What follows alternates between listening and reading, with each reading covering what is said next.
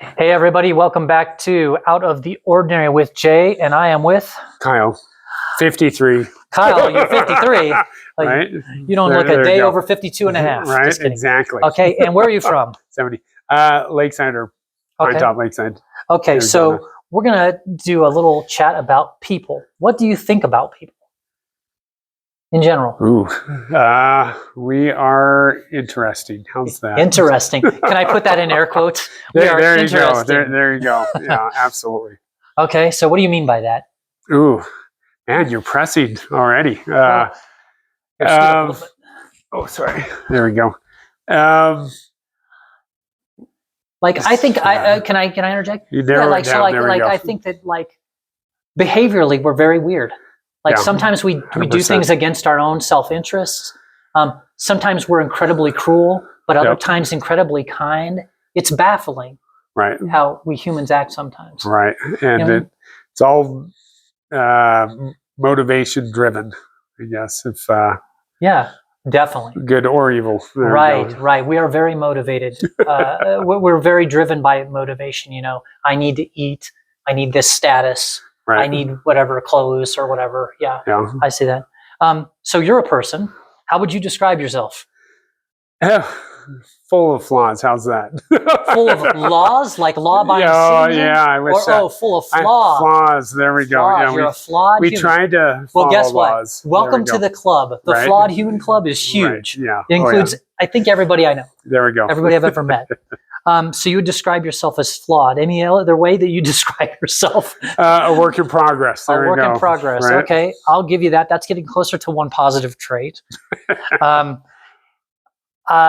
I'm going to say you're also generous, and so I'll describe yourself for you. And I can be stingy too. So yeah, well capacity. Again, welcome to the club. The flip side. There we go. What do you find interesting about people?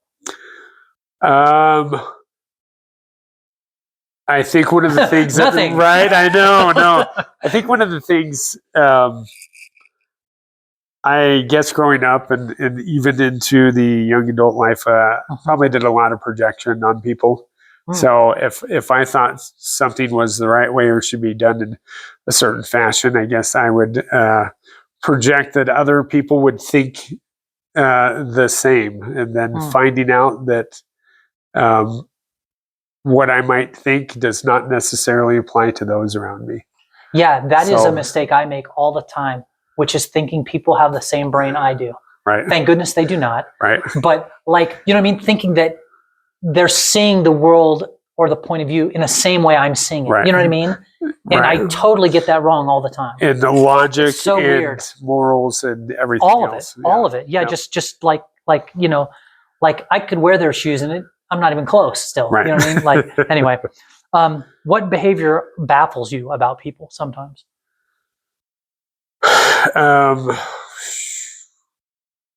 Then probably even have to apply it to myself.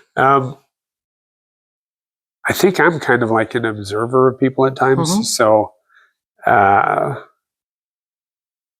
don't know if I want to say baffle, but self-detriment, things that people do to hurt themselves. Yes, and might not even know it. So landmines are doing stuff that's not productive. That's it's self-inflicted wounds. Yeah, what's funny is not funny, but it makes funny, not funny. Yeah, funny, not funny. What makes me think about that too is something that I find sort of baffling is that what you just described is true when people are committing what's to my mind's eye and other people's view, obvious self-harm, right? And then what I find even more baffling is that I know they know it too. Sometimes, they're aware of their behavior that's hurting themselves. And they have the capacity and the capability to change very easily. It's literally it's just making a choice. I'm going to go do this instead, or I'm going to go do over here instead, or I'm going to and yet we don't do it. And I know we're all included in that.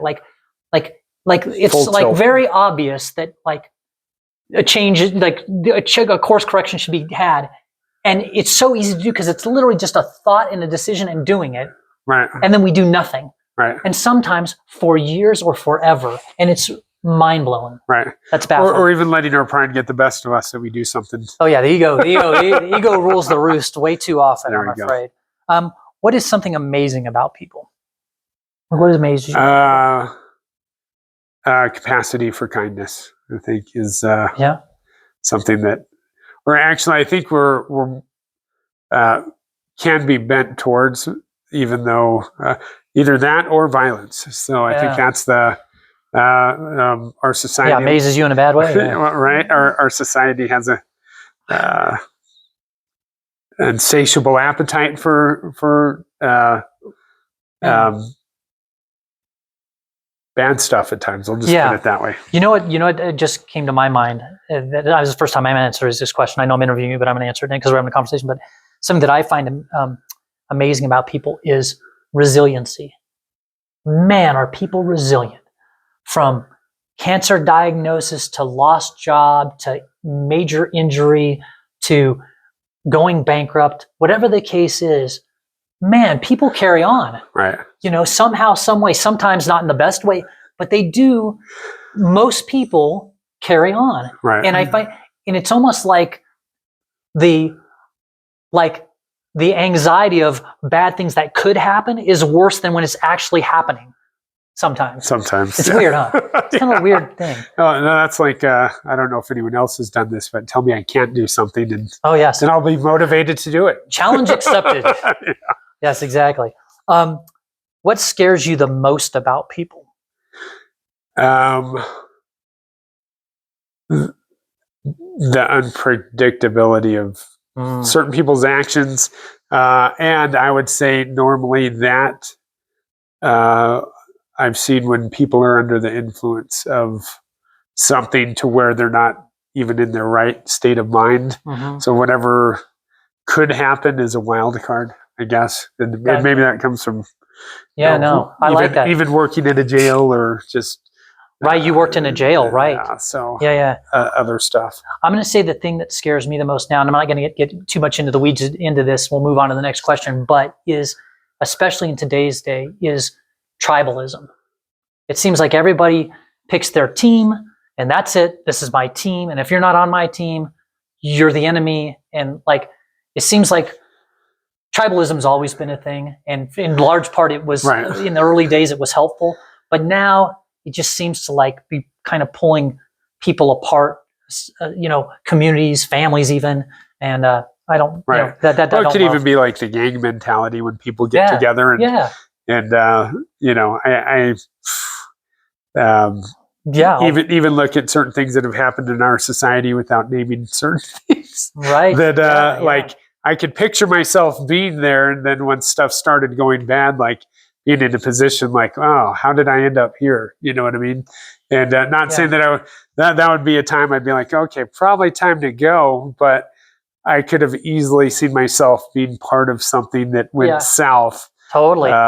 Just got it. George Carlin has this great funny bit he does, but it's not very funny. He's actually being serious, but it's kind of, he goes, I like people plenty. I'm going to butcher this, but he says, I love people plenty, just individually. It's like one person, I can look at them and I can see the world through their eyes, and he goes, you get two people and all of a sudden it's not so great. There's a little bit of, cattiness, and maybe they're playing in somewhere. He's like, but you get more than two people. All of a sudden people are wearing uniforms and maybe they're getting chants going, and all of a sudden, and I'm like, oh man. Anyway, kind of interesting thing. Okay, what gives you the most hope about people?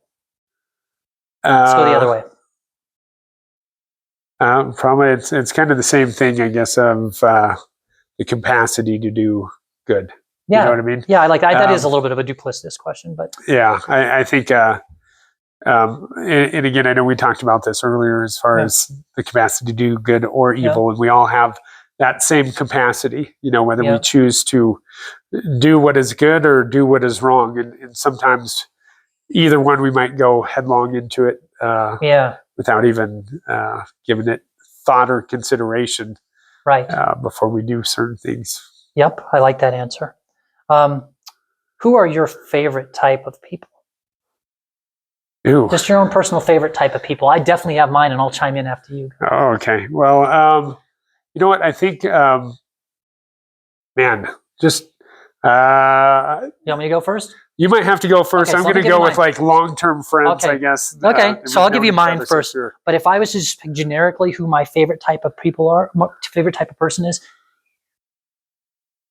I see life as wonderful but very challenging. And so I think it's not easy a lot of days. Yeah. For most people I know, you know, even if you're having a great moment, it doesn't seem to last before the rest of life catches up with you yet again. And you've got a mortgage to pay, and you've got a health condition to deal with, or whatever. And so I guess my favorite type of people are those that are just, nobody's perfect, for sure, but those that are, by and large, just decent. They're not perfect, but they're mostly good. They're Right. decent. They're not trying to set the world on fire. They're trying to put it out. You know what I mean? Or maybe would you say optimistic people? I like optimistic too, but they half don't. full versus I definitely like optimistic people, but that's not a prerequisite for me for being decent. Decent means you're doing more good than harm to me. Okay. That's it. That's it. Pretty low bar. But that's my favorite type of person, is somebody that's low bar people. That somebody throughout this whole craziness that we call life still manages to get up and be decent and contribute in whatever way they can every day. I think that is huge, and I like that. There we go. So, what do you think?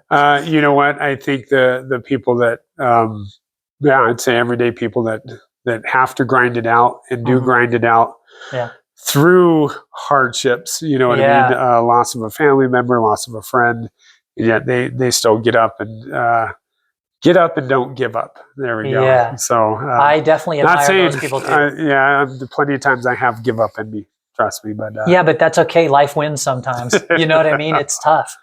So let's go the other way. Who are the ones you least like? And we're going to actually end with this question, but you go first, and then I'll answer with the type of person or people that I least like. Or trait. Personality trait is a better way to put it. Yeah, I think, or we might, or boil it down. I don't know. I was thinking of givers and takers. Oh, that's a good one. That might be something that's a good one. That might hit on both of those. You know what I mean? Like, you know, or kind people. I think a lot to like kind people. Oh, we're talking about the ones we I like least sarcastic. We're talking about the ones we least like. Least like, I know, which would be unkind people. Like not saying, yeah. So, you know, well, here, let me give you mine. Maybe this. So the one of the things that I least like, and you could almost put this as like a pet peeve, I guess. But one of the things that I least like is people that are disingenuous. Ooh, in other words, like, oh, hey, Kyle. Crocodile tears. Kyle, you're moving tomorrow? Oh, yeah. Let me know if you need some help moving. And then you call me, and I'm like, oh, no, man, I can't do that. My leg hurts. Or you know, you're going to go paint a fence or something, like, and you know I can paint. And I'm like, dude, I'd be happy to help you. You know, I got that paint gun and all that stuff. And then you ask me like, oh, you know what? I've got this thing. Right. And so like the idea that I'm acting like I want to help. Right. But I really don't. Right. Yeah. You know what I mean? No, that's but like just being disingenuous in general, I don't like even if I was to say like even like a compliment, like if I give you like a fake compliment, like I wouldn't like that if I said that. Like if I was like, oh, don't you look whatever today? And I don't mean it. But if I guess whatever. But if I say like, oh, don't you look nice today? But I don't mean it. Right. Like if somebody says that to me, if they say, oh, geez, you look very handsome today. And like, I'm like, I get a hint of it's disingenuous. And I'm like, it's like almost worse. Like I wish you would have said nothing. Right. And so like, I guess my thing that I don't like is obviously being disingenuous. Okay. So do you have no, I would jump on that bandwagon and say the same thing. But you know what? I also have a hard time asking people like for help or assistance, and maybe it's to avoid those type of situations. Because you won't be disappointed. Yeah, I've been caught in certain situations, even with family when I was a kid. I think one of those things that without going into detail, it's one of those things that someone said something, but then when it happened, or I aided in what they were trying to do as far as trying to pay for something, and Yeah. Then, I snatched the bill away from someone as a kid and gave it to this other person. And then afterwards they're like, well, I didn't mean it. And I'm like, oh, well, then why would you say it? So exactly. Well, like here's a good example that relates to both of us is we were both in the hotel business for a while, right? And I remember saying to friends of mine, like, hey, let me know when you want to come up, and I'd be happy to like put you up, as long as it's not like, during like a peak holiday season or holiday or something like that. And inevitably, every once in a while, I'd have someone call me up and they'd want to be like, they'd want to stay like over Labor Day weekend in my 4th of July, in my most expensive, a room that we offered. And I'm like, okay, that's like gonna cost me like $1,000 or whatever. Right. I'm like, and I just counted like, remember I said I'd be happy to put you. Thank goodness it was your mom. No, you were right. fine to do. But I might say like, I'm happy to. Right, remember, I said I'd be happy to put you up, but not over a busy thing, and we're almost all the way booked up. And we will be fully booked up, and this will cost me like $1,000. Is there any way you could come during the week or even another weekend? Yeah. And then I'll put you up for a week. Instead of it costing me $1,000, it'll only cost me like $300 or whatever, And like they were disingenuous the other way. I was being genuine when I offered to them, but I did put a stipulation on it, and then they tried to like, you know Make what I mean? Feel bad about like it. I'm like, come on, man, like. Now you're just trying to take my money. Like I'm okay giving you $300, but now you got to take $1,000 when you could just take $300. Like, come on, you know what I mean? Like, can we work with me a little bit? So just being disingenuous. And I miss that window now that you don't have that place anymore. I know. Stop it. Anyway, all right. Well, thank you, Kyle, for another great interview. Appreciate it. Thank you.